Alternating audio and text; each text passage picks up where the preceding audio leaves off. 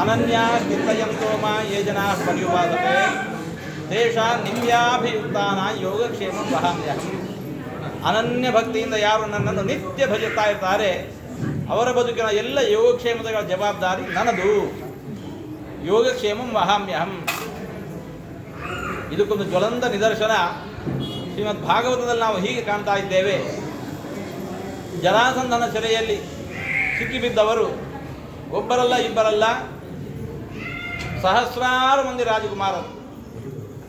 ಅವರ ಕೈಗೆ ಸಿಕ್ಕ ಮೇಲೆ ಬಿಡುಗಡೆಯ ಆಶೆಯೇ ಇಲ್ಲ. ಅಷ್ಟು ಪರಾಕ್ರಮಿ, ಜೊತೆಗಷ್ಟೇ ದುಷ್ಟ.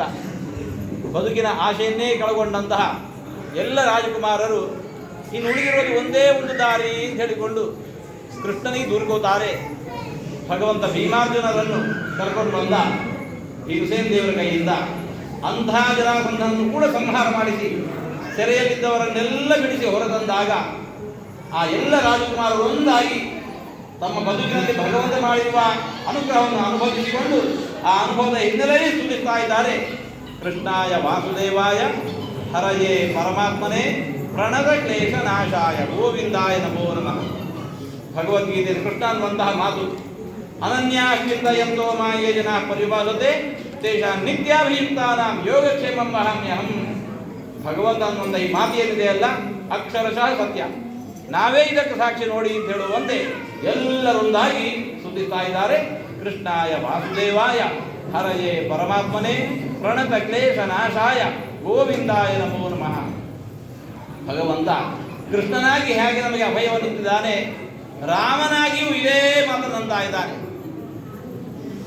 ಲಂಕೆಯ ಮೇಲೆ ಯುದ್ಧ ಸಾರಬೇಕು. ಅದಕ್ಕೋಸ್ಕರ ಇವಾಗ ಸಮುದ್ರದ ಮಧ್ಯದಲ್ಲಿ ಸೇತುವೆ ನಿರ್ಮಾಣ ಆಗಬೇಕು. ಅದಕ್ಕೋಸ್ಕರ ಶ್ರೀರಾಮಚಂದ್ರ ದಕ್ಷಿಣ ಸಮುದ್ರದ ಬದಿಯಲ್ಲಿ ಬಂದು ನಿಂತಿದ್ದಾನೆ. ವಿಭೀಷಣ ಶರಣು ಬಂದ. ಅಲ್ಲಿದ್ದವರೆಲ್ಲರೂ ಜೊತೆಯವರಂದರು, ಇಲ್ಲ ವಿಭೀಷಣನ ಸೇರಿಸ್ಕೋಬೇಡ, ಹತ್ರ ಸೇರಿಸ್ಕೋಬೇಡ. ಯಾಕೆ? ಶತ್ರುಪಾಳಯದಿಂದ ಬಂದವ. ಅದಕ್ಕೂ ಮಿಗಿಲಾಗಿ ರಾವಣನ ತಮ್ಮ, ಎಷ್ಟು ಮಾತ್ರ ನೀವನ್ನು ಸೇರಿಸ್ಕೋಬಾರದು. ಆ ಹೊತ್ತಿಗೆ ರಾಮ ಅಂತ ಇದ್ದಾನೆ,